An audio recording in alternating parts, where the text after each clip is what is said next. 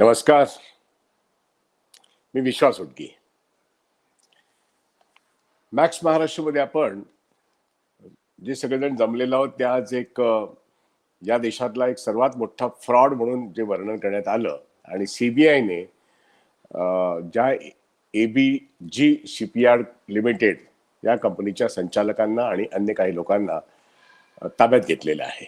त्यामुळे ती एक मोठी बातमी बनलेली आहे आणि भारतभरच्या सगळ्या वर्तमानपत्रातून ती हेडलाईन आहे.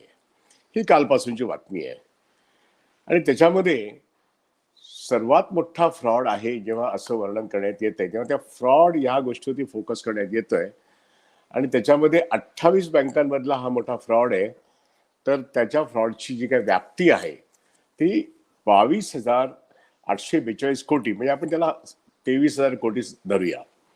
23,000 कोटीचा हा फ्रॉड खाजगी बँका, राष्ट्रीयकृत बँका, काही विदेशी बँका, काही फायनान्शियल कंपन्या आणि अगदी LIC सुद्धा आणि IDBI सुद्धा या सर्वांचा समावेश असलेली ही एक अशी एक मोठी व्याप्ती आहे. आणि त्याच्यामध्ये कन्सोर्शियम लेंडिंग म्हणजे सर्वांनी मिळून 28 संस्थांनी मिळून एका संस्थेला कर्ज देणं, त्याला कन्सोर्शियम लेंडिंग असं म्हटलंय.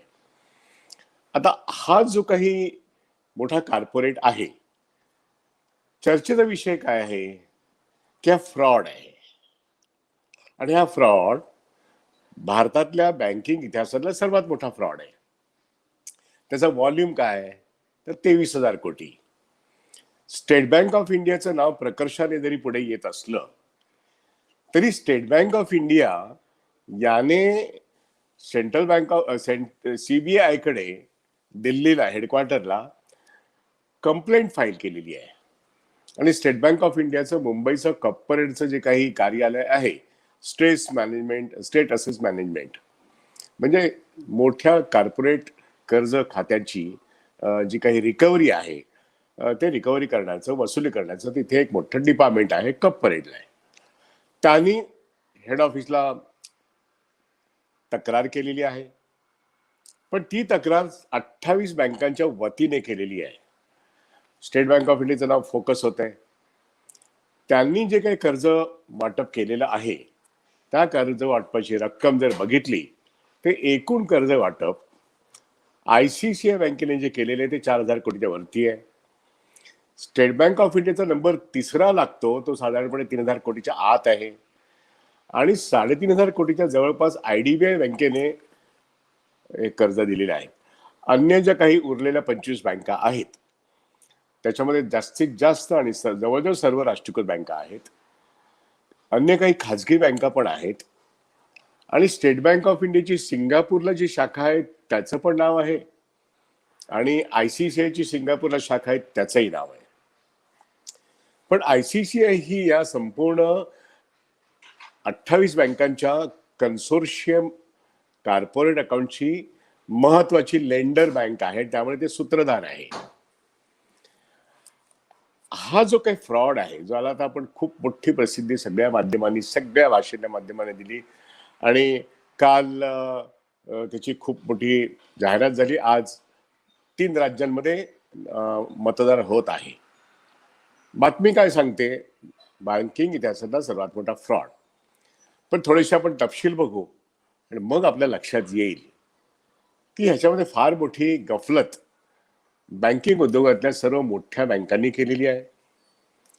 या अर्थव्यवस्थेमध्ये ज्यांना बरंच काही करता येईल आणि नेहमीच जेव्हा काही असे काही मोठे बातम्या येतात तेव्हा आधीच्या सरकारने काय केलं, आम्ही काय केलं ते बघा, या पद्धतीने बातम्या मांडण्यात येतात, पेरण्यात येतात.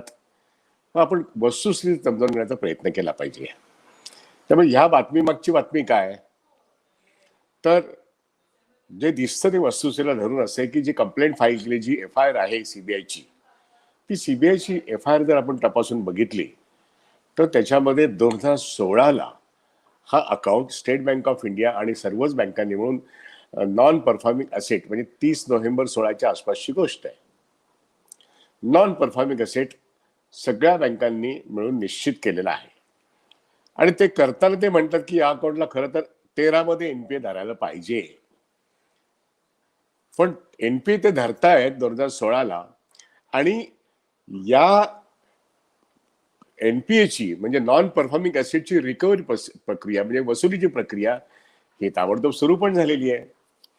ती सुरू कशाच्या पद्धतीने झाली आहे ते आयबीसी जो आहे कोड आहे, कायदा जो आहे, आणि त्याचं कोर्ट आहे एनसीएलटी कोर्ट, म्हणजे इन्सॉल्वन्सी जी कॉर्पोरेट जाहीर करतात त्याची वसुली सुरू होते. आता हे कॉर्पोरेट जे आहे एबीजी शिपयार्ड लिमिटेड आणि त्याची सबसिडी आहे एबीजी इंटरनॅशनल. तर यांचा व्यवसाय काय होता, ते मुख्यतः सुरत आणि दहेज या गुजरातमधल्या 2 महत्वाच्या सेंटरला त्यांचं शिपयार्ड, प्रत्यक्षामध्ये जहाज बांधणी आणि अर्थातच जहाज तोडणी सुद्धा. जहाज बांधणी सर्वांना माहिती आहे, पण जहाज तोडणी हा प्रकारच अनेकांना माहित नाही. Ship breaking is an also an industry. Ship breaking industry असंच नाही, म्हणजे कांडला बंदर हे त्यासाठी खास फेमस आहे किंवा नोटोरियस म्हटलं तरी चालेल. त्या ठिकाणी शिप ब्रेकिंगचे खूप मोठी उलाढाल होते. आणि दहेज असो, सुरत असो किंवा कांडला असो, या ठिकाणी शिप ब्रेकिंग मध्ये मिलियन्स आणि बिलियन्स ऑफ डॉलर्स इन्व्हेस्ट केले जातात. आणि ते बेनामी पण असतात, कारण बऱ्याच वेळा या सर्व ठिकाणी मनी लॉन्ड्रिंगचे गेम्स आत्तापर्यंतचे जे बँकिंग उद्योगात काम करणारे असतील, वरच्या स्तरांवरतून त्यांनी हे व्यवहार बघितलेले असतील, त्यांना हे ठाऊक आहे की त्या ठिकाणी शिप ब्रेकिंग इंडस्ट्रीमध्ये मनी लॉन्ड्रिंगचा गेम चालतो. आणि मनी लॉन्ड्रिंगचा गेम अर्थातच हा आंतरराष्ट्रीय आहे. हे गुजरातचं एक कांडला बंदर आहे, ज्याच्याविषयी खूप अन्य काही कहाण्या आहेतच. पण आजची आपली कहाणी आहे एबीजी शिपयार्ड लिमिटेड. ही शिप बिल्डिंग आणि शिप ब्रेकिंग याबद्दल आहे. आणि साधारणपणे 170च्या आसपास यांनी मोठी मोठी वेसल्स बांधली आहेत, ही त्याची ख्याती आहे. त्यामुळे 160 ते 170 मोठी वेसल्स यांनी 2010 पर्यंत बांधली आणि 2001 सुमारास या कंपनीचं इन्कॉर्पोरेशन झालेली आहेत. आणि त्याचे कंपनीचे जे काही प्रमुख प्रणेते आहेत त्यांनी इन्कॉर्पोरेट केलेली आहेत, याच्यामध्ये ऋषी अगरवाल आहेत. दुसरं नाव त्यांचे जे काही चीफ सीईओ आहेत, मॅनेजिंग डायरेक्टर्स आहेत, त्याच्यामध्ये एक त्यांचं नाव त्यांचं नावच असं दक्षिणेकडचे आहेत ते ऋषी कमलेश अगरवाल आहेत. हे चीफ प्रमोटर आहेत. संथनम मुथुस्वामी, त्यांचं नाव संथनम मुथुस्वामी आहे, ते त्याचे मॅनेजिंग डिरेक्टर आहेत. आणि अश्विनी कुमार नेवतिया, त्यानंतर सुशील कुमार अगरवाल, ही अन्य 3 आणि 4 प्रमुख मंडळी, ही 5 प्रमुख मंडळी ही त्या कंपनीची आपण असं म्हणू की प्रमोटर्स आहेत, मॅनेजिंग डिरेक्टर्स आहेत, त्यातला एक जण सीईओ आहे आणि काही ॲडवायझर्स आहेत. हे सगळे विशेषज्ञ पण आहेत. आणि या सर्वांनी मिळून 2001 ते 2012 या कंपनीमध्ये सातत्याने मोठी कामगिरी केलेली आहे शिप बिल्डिंगची. आणि अर्थातच त्यांच्या व्यवसायाचा भाग म्हणून शिप ब्रेकिंगचं पण त्यांचं व्यवसायाचा भाग त्यांनी केलंय. याच्यामधली जी उलाढाल आहे ही प्रचंड मोठी उलाढाल आहे. ही जी मोठी उलाढाल आहे, म्हणूनच यांची जी कर्जाची रिक्वायरमेंट होती ती एखाद्या बँकेतून त्यांनी 23,000 कोटी घेणं जरी म्हटलं तरी एखाद्या बँकेला 23,000 कोटी देणं ही त्यांच्या ताळेबंदाला जमणारी गोष्ट नाही. आणि याच एका कारणास्तव पूर्वीचं सरकार आणि आताचे सरकार म्हणते की बँका लहान असून चालणार नाही, त्या मोठ्या असल्या पाहिजेत, मोठ्यांची कर्जाची गरज मोठी असते, म्हणून बँकांचं विलिनीकरण हे या सरकारने 2015 नंतर घडवून आणलेलं आहे. आता हा असा कालखंड आहे. अशा या कालखंडामध्ये आपण आता बघतोय की एक कुठली बँक 23,000 कोटीचं कर्ज देऊ शकत नाही, म्हणून अनेक बँकांना एकत्रित आणायला लागतं. ते आपोआपच येतात, कारण बँका एकत्र येऊन कोणता कॉर्पोरेटला कोणती गरज आहे आणि त्याचं मार्केट काय आहे याचा अभ्यास करून मग त्या ठिकाणी सर्वात मोठे कर्ज देणारी जी संस्था आहे ती अर्थात या ठिकाणी त्याचा अभ्यास करते. आणि पूर्ण अभ्यासानंतर आयसीआयसीआय बँकेने 4,000 कोटीपेक्षा जास्त कर्ज दिलेलं आहे. त्यामुळे ते एकूणच संपूर्ण जी काही गरज होती बॉरोअरची ती जर 22,842 कोटी आहे, तर त्या 28 बँकांशी टायअप जर जे झालेले त्यात सर्वात मोठी बँक आयसीआयसीआय आहे, ती खाजगी क्षेत्रातली एक अव्वल दर्जाची बँक 2001 मध्ये तर होती. आता ही मोठीच बँक आहे. त्यानंतर नंबर 2चा भाग येतो IDBI. 2001 मध्ये IDBI ही एक मोठीच बँक होती. आता सरकार जरी म्हणत असलं ती खाजगी बँक आहे, तरी ती सरकार म्हणजे केंद्र सरकार आणि लाईफ इन्शुरन्स कॉर्पोरेशन यांच्या एकत्रित मालकी 97% आहे. तरी सुद्धा सरकार त्याला खाजगी बँक म्हणतं. हा खरं तर सरकारचा एक अत्यंत नाकर्तेपणा आहे. परंतु तरीही आपण असं म्हणू, IDBI बँक ही याच्यामध्ये 3,500 कोटीपेक्षा जास्त कर्ज त्यांनी दिलेलं आहे. त्याचंही हेड ऑफिस हे अर्थातच परेडला आहे, ज्या ठिकाणी स्टेट बँक ऑफ इंडियाची आता असेट रिकव्हरी ब्रांच आहे तिथेच. आणि तर हे पहिले 3 मोठे खेळाडू आहेत. बाकीच्या मगाशी म्हटलं मी सिंगापूरमध्ये स्टेट बँक ऑफ इंडियाची शाखा आहे, त्यांनी तिकडे कर्ज दिलेलं आहे. शिवाय ICICIची शाखा आहे, त्यांनी तिकडे कर्ज दिलेले आहेत. आणि ह्याच्यामध्ये एक्सपोर्ट इम्पोर्ट बँक सुद्धा भारताची आहे, त्याचं नरिमन पॉईंट ऑफिस आहे, त्यांनी सुद्धा तिकडे कर्ज दिलेले आहे. त्यामुळे हे जे काही यांचे व्यवहार आहेत राष्ट्रीय आणि आंतरराष्ट्रीय, हे जोपासण्याकरता ह्याच्याशी अनुषंगाने येणारा अनेक बिझनेस आहे हाताळण्याकरता हे मोठं कन्सॉर्शियम वाढवायचं आहे. मग ह्याची स्टोरी काय, याची कहाणी काय? याच्यामध्ये आज जी काही मोठी बातमी येते की 2012 पर्यंत हे सगळं छान होतं आणि 2012 ते 17 मध्ये इथे जे काही ट्रान्झॅक्शन झालेले आहेत, ही ट्रान्झॅक्शन्स CBI म्हणते की त्यांच्याकडे जी स्टेट बँक ऑफ इंडियाने कंप्लेंट केली आहे, सर्व बँकांनी त्यांना अधिकार दिले म्हणून त्यांनी कंप्लेंट केली आहे. त्याच्यात FIR मध्ये असं म्हटलेलं आहे की 2012 ते 17 मध्ये या कंपनीचे व्यवहार हे सायफनिंग ऑफ द मनी म्हणजे पैसे जे कर्जाचे दिले होते सगळ्या बँकांनी मिळून ते धंद्यातून काढून घेणे, हा नंबर 1चा भाग. त्याचबरोबर मनी लॉन्डरिंग म्हणजे पैसे दुसऱ्या कारणासाठी वापरले दुसऱ्या ठिकाणी आणि दुसऱ्यांच्या नावाने टाकलेले आहेत. ते दुसऱ्यांच्या नावाने कुठले टाकलेले असतील तर याच ABG शिपयार्ड लिमिटेड आणि ABG इंटरनॅशनल ही त्यांची जी काही सबसिडी कंपनी आहे, यांच्या आणखीन विदेशातल्या अनेक सबसिडी कंपन्या आहेत, यांच्या नावाने हे सगळे व्यवहार झालेत. त्यामुळे घेतलेलं कर्ज 23,000 कोटीचं हे सायफनिंग केलं म्हणजे हा सगळा कर्जाचा मामला दुसऱ्याच्या नावाने फिरवला. म्हणजे पैसे ज्या कारणासाठी घेतले, कर्ज ज्या कारणासाठी घेतलं, त्याच्या दुसऱ्या कारणासाठी म्हणजे विदेशात नेले, ते दुसऱ्या व्यवसायासाठी नेले, दुसऱ्या ट्रान्झॅक्शनसाठी दिले. सो सायफनिंग, मनी लॉन्डरिंग आणि त्याचबरोबर असंही म्हणता येईल की मिसअप्रोप्रिएशन ऑफ मनी, एकूण दिलेल्या कर्जाचा चुकीचा वापर खाजगी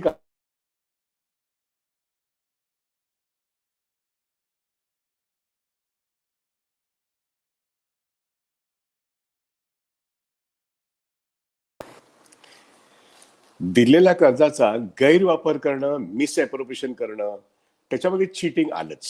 आणि हे हे ज्यांनी कर्ज घेतली त्या मोठ्या अगरवाल असोत किंवा अन्य 2 अगरवाल आहेत, एक निवेतिया आहेत, ह्या सगळ्यांनी मिळून ते अॅक्युज्ड आहेत आणि आता त्यांच्यावरती CBIने धाड टाकून त्यांना आत घेतलेले आहेत.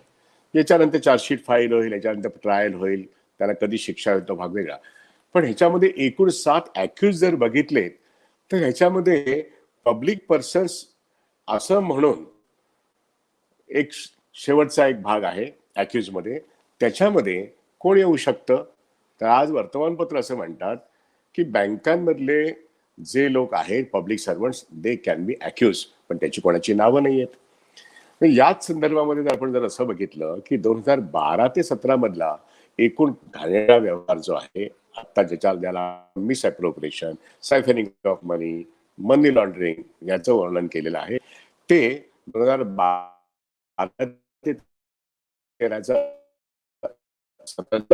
नेमलं कन्सोर्शियम म्हणून नेमलं. त्यांनी असं सांगितलं की या कालखंडामध्ये हे व्यवहार झालेले आहेत. त्यामुळे बँकांनी दिलेली कर्ज ही नंतर परत येण्याशी झाली. हा परत येईनाशी झाल्याचा कालखंड जो आहे त्याला नॉन परफॉर्मिंग असेट हा 2016च्या नोव्हेंबरमध्ये त्यांनी दाखवला आणि 2013 नंतर कुठलंही पेमेंट आलं नाही म्हणून 2013ची तारीख टाकली. वास्तविक हे चुकीचं आहे. 2016ला जर तुम्ही आयडेंटिफाय केला असेल तो अकाउंट तर तुम्हाला 2016च दाखवायला लागेल. पण तरी सुद्धा CBIचा जो एकूण कामाची पद्धत आहे ही सुद्धा सदोष आहे आणि म्हणून NPची तारीख 2016 असली पाहिजे नोव्हेंबरची, कारण का तेव्हा बँका म्हणतात की आमचा नॉन परफॉर्मिंग असेट दिसतोय. खरं तर मग ते 13 दाखवण्याची काही गरजच नाही. पण तरीही आता FIR मध्ये ती 13 आहे आणि त्याच्यातून राजकीय धुळवड उडवणं हे सोपं जातं आणि तशाच पद्धतीने बातम्या पेरल्या जात आहेत. आणि म्हणून व्हॉट्सअप युनिव्हर्सिटीतले जे ग्रॅज्युएट आहेत आणि पोस्ट ग्रॅज्युएट आहेत हे आपापल्या बातम्या सोडत आहेत की बघा या कालखंडात कसं झालं, त्या कालखंडात झालं. प्रत्यक्षामध्ये 12 ते 17 ज्या कालखंडात जर नीटपणे निरखून बघितलं तर ICICI बँकेच्या चेअरमन चंदा कोचर होत्या. व्हिडिओकॉनचा सगळा प्रश्न दीपक कोचर आणि चंदा कोचर ह्या सगळ्या गोष्टी ह्या त्याच कालखंडात घडलेल्या आहेत आणि त्याच कालखंडामध्ये हा जो ABG शिपयार्डचा जो प्रश्न आहे हा त्या कालखंडातला आहे. त्याच कालखंडात जर आपण डोकावून बघितलं तर स्टेट बँक ऑफ इंडियाचे चेअरमन अरुंधती भट्टाचार्य जे आज रिलायन्समध्ये आणि जिओमध्ये या अतिशय मोठ्या पदांवरती आहेत, त्या डायरेक्टर आहेत. आणि यांच्या कालखंडामध्ये खरं तर ह्या सगळ्या घटना घडलेल्या आहेत. मग आत्ता ॲक्युजमध्ये त्यांचं नाव येणं बरोबर आहे का चूक आहे हे CBIने ठरवण्याचा मुद्दा आहे. पण कोणाच्याही मनात शंका येईल असा हा कालखंड आहे. त्यामुळे 2016 मध्ये NPA ठरवलं आणि तुम्ही त्याची तारीख नेता 2013ला आणि त्या ठिकाणी प्रत्यक्षामध्ये NPA झाल्यानंतर वसुलीला सुरुवात तर झालेली आहे. कारण IBC म्हणजे हा जो बँकिंग कोड आहे आणि त्याचे जे काही कोर्ट आहे NCLT त्याच्याकडे ऑलरेडी या सगळ्या बँकांची जी काही वसुलीचे क्लेम्स आहेत हे सबमिट झालेले आहेत. सगळ्याच मोठ्या बँकांचे क्लेम सबमिट झालेले आहेत आणि त्या क्लेम मधून निश्चितपणे तुम्ही जर बघाल तर 2017, 18, 19, 20 एवढी वर्ष गेलेली आहेत. पण ह्याच्यातून किती रिकव्हरी त्या NCLTच्या कोर्टातून झाली आहे याचा आकडा कुठल्याही बँकरने दिलेला नाहीये. स्टेट बँक ऑफ इंडियाने कंप्लेंट केलेली आहे, ICICIने केलेली आहे, परंतु NCLTच्या कोर्टामध्ये 2016, 17, 18 पासून असलेल्या ह्या हे जे काही क्लेम्स आहेत याच्याबद्दल NCLTचा व्यवहार काय आहे या या एका रिकव्हरी मेथडकडे अजिबात माध्यमं बोलत नाहीत आणि CBI पण बोलत नाहीत, बँकाही लिहित नाहीयेत. त्यामुळे रिकव्हरी प्रोसेस चालू केली पण रिकव्हरी होत नाहीयेत. आणि प्रत्यक्षामध्ये NPA केव्हा झाला हे आढळल्यानंतर ह्या सगळ्या कालखंडामध्ये नियम असा आहे की जेव्हा एखादा मोठा कॉर्पोरेट NPA होतो किंवा त्याचं रिस्ट्रक्चर करण्याचा प्रश्न येतो तर होय, समजा 16ला NPA झाला असेल तर त्यानंतर तो अकाउंट रिस्ट्रक्चर करण्याकरता सुद्धा अर्ज करण्यात आला आणि तो रिस्ट्रक्चर झाला जरी असला तर तो रिझर्व्ह बँक ऑफ इंडियाला रिपोर्ट करायला लागतो. ह्या संपूर्ण प्रकारामध्ये बँका किती, कर्ज किती, फ्रॉड किती ह्या सगळ्या गोष्टी येतात. पण रिझर्व्ह बँक ऑफ इंडियाची भूमिका ह्याच्यात कुठेही येत नाही. खरं तर रिझर्व्ह बँक ऑफ इंडिया हे या सगळ्या मोठ्या NPA किंवा CDR मध्ये सगळ्या मोठ्या कन्सोर्शियम मॉनिटर करणारी सभा नाही. त्याचा रोल काय, त्या रोल विषयी कोणी बोलत नाहीत. नंबर 1चं हे मोठं ऑब्झर्वेशन मला जे वाटतं ते मांडतोय मी. CBIच्या तक्रारीत अर्थात RBIचा रोल येत नसला तरी RBIने एवढा मोठा कन्सोर्शियम फेल जेव्हा जातो हा हे आणि या ठिकाणी 2012 ते 17चा हा अर्न्स आणि यंगचा रिपोर्ट जो त्यांनी 18 नेमिला आणि त्यांनी जो रिपोर्ट दिला 2018च्या जानेवारीला 18च्या जानेवारीला अर्न्स अँड यंगने सांगितलं या ठिकाणी मी सेपरेशन झालेले, या ठिकाणी फ्रॉड आहे. त्यानंतर स्टेट बँक ऑफ इंडिया म्हणते, त्यानंतर ICICI म्हणते की हा फ्रॉड अकाउंट आहे. तोपर्यंत बँकरला फ्रॉड कळत नाही. बँकरला जर फ्रॉड कळत नसेल तर त्यांचा कॉर्पोरेट गव्हर्नन्स नावाची गोष्ट काय आहे आणि NPA दाखवून त्यांनी रिकव्हरी चालू केली पण फ्रॉड डिक्लेअर त्यांनी केला तो 2018च्या अर्न्स अँड यंगच्या रिपोर्ट आल्यानंतर तब्बल 10 महिन्यानंतर. ही जी काही कार्यपद्धती आहे स्टेट बँक ऑफ इंडियाची आणि सगळ्या बँकांची, या सगळ्या बँकांचं मॉनिटरिंग या देशामध्ये एवढ्या मोठ्या कॉर्पोरेट अकाउंटचं ते रिझर्व्ह बँक ऑफ इंडियात होतच होतं. पण त्याचबरोबर त्याच्यामध्ये जर फेल्युअर काही येत असेल तर त्याचं रिपोर्टिंग डिपार्टमेंट ऑफ फायनान्शियल सर्व्हिसेसला पाठवत असतं. त्यामुळे सर्वसामान्य माणसांचे पैसे या बँकांमध्ये एवढ्या मोठ्या प्रमाणात आहेत ते या गोष्टीकडे लक्ष देत नाहीत.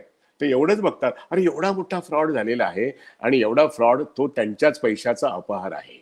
पण आपल्याच पैशाचा होणाऱ्या अपहाराबद्दल आपल्याच लोकांना त्याची कल्पना नसते. पण वरचे जे निर्णय घेणारे आहेत या ठिकाणी एका बाजूने टाळी, एका हाताने टाळी वाजत नाही म्हणतात ती अशी की बँकर आपल्याला स्वतःला दोषमुक्त करून घेतो हे आपण या ठिकाणी पाहिलेलं आहे. अर्न्स अँड यंगने सांगितलं की हा फ्रॉड आहे, म्हटल्यानंतर स्टेट बँक ऑफ इंडिया म्हणणार हा फ्रॉड आहे आणि मग नंतर CBIला कळणार की हा फ्रॉड आहे, आता आमची तक्रार नोंदवून घ्या. मग तक्रार नोंदवून घेतली जाते पहिल्यांदा 2019 मध्ये. सीबीआय सांगते की ह्याच्यामध्ये दोषी बँकांमधले कोण आहे हे तरी सांगा. त्यानंतर स्टेट बँक ऑफ इंडिया आपला एक अंतर्गत अहवाल तयार करते. बाकीच्या बँकांची नावच येत नाहीत, कारण का बाकीच्या बँका कन्सोर्शियममध्ये काही बघायलाच तयार नाहीत. स्टेट बँक ऑफ इंडिया आमच्या बँकेतले सगळे लोक धुतल्या दंडासारखे चांगलेच आहेत, त्यांची कुणाची अकाउंटेबिलिटी ते कोणीही दोषी नाही आहेत. त्यामुळे ते आम्ही त्यांना दोषमुक्त करतो आणि काय जे अंतर्गत असेल ते आम्ही बघू, आमचं इंटरनल इन्व्हेस्टिगेशन असेल. म्हणजे सीबीआयने आमच्याकडे बघू नये, वरपासून खालपर्यंत हे स्टेट बँक ऑफ इंडिया लिहून त्यांना देते आणि मग स्टेट बँक ऑफ इंडियाचा हा रिपोर्ट सीबीआय ग्राह्य धरते. ही गोष्ट स्टेट बँक ऑफ इंडियातली आहे, ती गोष्ट आयसीसीआय मधली पण असू शकते किंवा स्टेट बँक ऑफ सिंगापूरची ब्रँच पण असू शकते किंवा तिथली आयसीसीआय किंवा भारतातल्या सर्व मोठ्या खाजगी आणि राष्ट्रीयकृत बँकांचे मोठ्या पातळीवरच्या लोकांच्या बाबतीत पण हीच गोष्ट असू शकते. पण या बँकांच्या बाबतीत कोणत्याही पद्धतीने काही वाच्यता नाहीये आणि स्टेट बँक ऑफ इंडिया म्हणते आम्ही तर दोषीच नाही आहोत. मग दोषी कोण आहे? तर फक्त 5 लोक आहेत आणि ते शिपयार्डचे लोक आहेत. अर्थातच मोठा कोणताही कर्ज बुडवेगिरी होते तेव्हा टाळी एक हाताने वाजत नाही, कारण जेव्हा मोठी कर्ज दिली जातात तेव्हा त्याची कोलॅटरल सिक्युरिटी किंवा त्याचे एकूणच तारण हे सगळं नीट बघितलं जात नाही अशा भाग नाहीये. पण मध्ये जेव्हा त्यांचे व्यवहार जेव्हा बिघडतात त्या व्यवहारात सुद्धा काळं बिरं जेव्हा होतं तेव्हा हात मिळवणीशिवाय बँकर आणि बॉरोअरची वरच्या पातळीवरती, कारण का ते कॉर्पोरेट अकाउंट आहे आणि कॉर्पोरेट अकाउंट्स हे संचालक मंडळातले लोक, चेअरमन आणि जनरल मॅनेजरपर्यंतचे लोक हे यांची त्याच्यामध्ये इन्व्हॉल्वमेंट असते. क्रेडिट अप्रूव्ह करण्यामध्ये असते, निर्णय घेण्यामध्ये असते आणि कम्युनिकेशनमध्ये पण असते.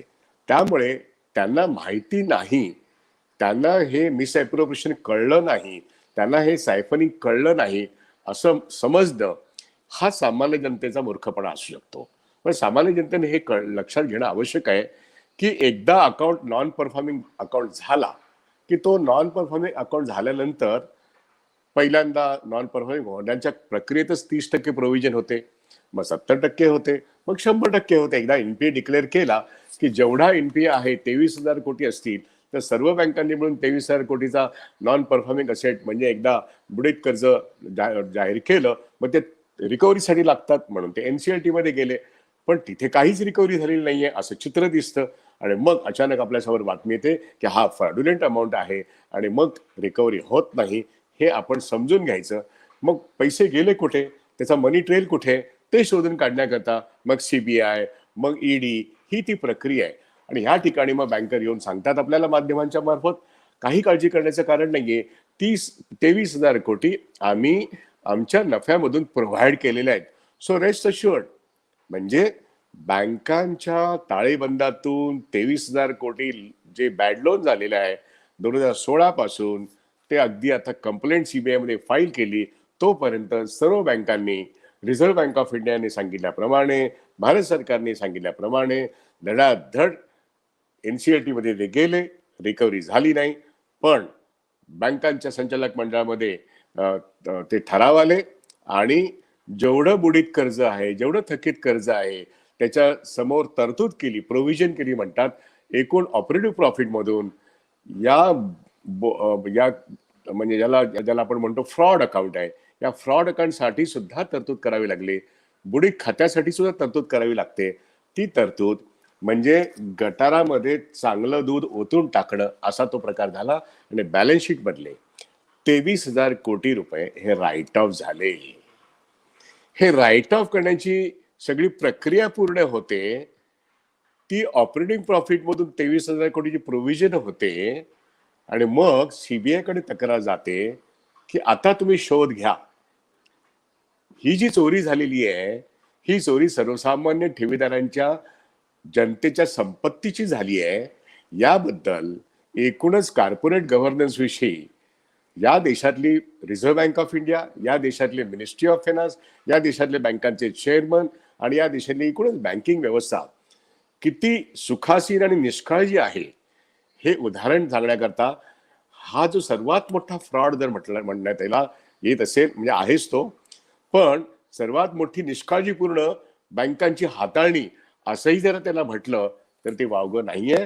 कारण ह्याच्यामध्ये स्टेट बँक ऑफ इंडिया म्हणते आमच्यातला कोणीही याला जबाबदार नाही. बाकीच्या बँका तर बोलायलाच तयार नाहीयेत, त्यांच्याविषयी माध्यमं बोलत नाहीत. पण एकूणच फॉरेन्सिक ऑडिटचा रिपोर्ट हा आता मिळण्याची शक्यता आहे, किंबहुना तो मिळेलच आज. तो मिळाल्यानंतर अधिक तपशिलामध्ये फॉरेन्सिक ऑडिटमध्ये नेमकं कोणाचा दोष आहे, कसा दोष आहे, हे समजणं सोपं आहे. आणि म्हणून आज आपण या ठिकाणी थांबतो ते यासाठी, पुन्हा एकदा आपण या प्रश्नावरती उद्या बोलूया. थांबल्या पाहिजे यासाठी की ह्याच्यामध्ये सीबीआय त्यांच्याकडे तक्रार आल्यानंतर पुन्हा एकदा तक्रार अहवाल मागवते स्टेट बँक ऑफ इंडियाकडून, आमचं कोणीही दोषी नाही असं सांगतं. तरी सुद्धा अॅक्युज मध्ये सीबीआय कुणाचंही नाव लिहित नाही, स्टेट बँक ऑफ इंडिया असो किंवा 28 बँकेतल्या वरच्या उच्च पदस्थांचा असो. आणि अशा मोठ्या कर्ज वाटपामध्ये सर्व निर्णय प्रक्रिया जनरल मॅनेजर आणि वरच्यांचीच असते, त्यांच्यातलं कोणीच नाही आणि सगळे जुतल्या तांदळाचे आहेत. आणि भारतातल्या सर्वात मोठ्या फ्रॉडमध्ये सीबीआय फक्त 5 शिपयार्डच्या वरिष्ठांना धरते, त्याच्यात ते अर्थातच दोषी आहेत. कारण त्यांनी काय व्यवहार केलेत हे सगळं सीबीआयच्या हातात आहे. आणि त्यांच्यामुळेच हा 23,000 कोटीचा पैसा हा बँकांचा लुटायला मदत झाली, त्यांनी लुटला. आणि बँकांमधल्या मोठ्या वरिष्ठांनी लुटायला मदत केली, व्यवस्थेने लुटायला मदत केली असं आपण म्हणू शकतो. देशाच्या संपत्तीचं हे नुकसान झालेलं आहे, ही त्यातली महत्वाची बाब आहे. ही सर्वसामान्य ठेवीदारांनी समजून घेणं आवश्यक आहे की आपला पैसा अस्थिर करणारी यंत्रणा कशा पद्धतीने काम करते आणि आपल्याला त्याची दादही लागत नाहीत. आणि चक्क माध्यमं आपल्याला सांगतात की हा सर्वात मोठा फ्रॉड आम्ही कसा शोधून काढला. 2012-13 मध्ये घडलेली घटना, 2016ला एनपीए होते, 2018ला अर्न्स्ट अँड यंग त्याचा तपास करते ऑडिटर्स फर्म आणि सांगते की हा फ्रॉड आहे. मग बँका जाहीर करतात फ्रॉड आहे आणि मग सीबीआयकडे तक्रार जाते. सीबीआय सांगते की ही तक्रार पुरेशी नाही, अजून एक तक्रार द्या.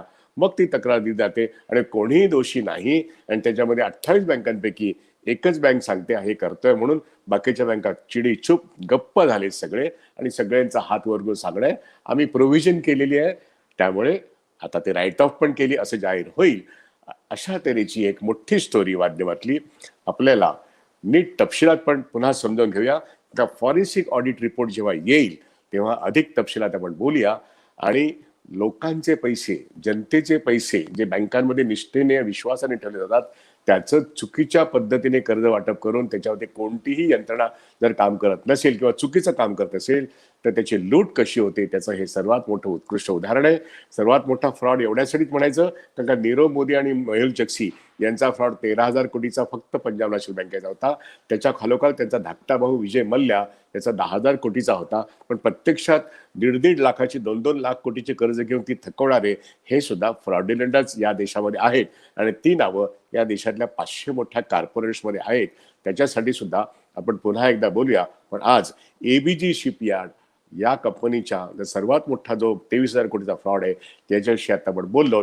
इथे सीबीआय जरी आज इन्व्हेस्टिगेटर म्हणून असली तरी सीबीआय याचं कामकाज हे पारदर्शक तर नाहीच नाही, ते असू शकत नाही.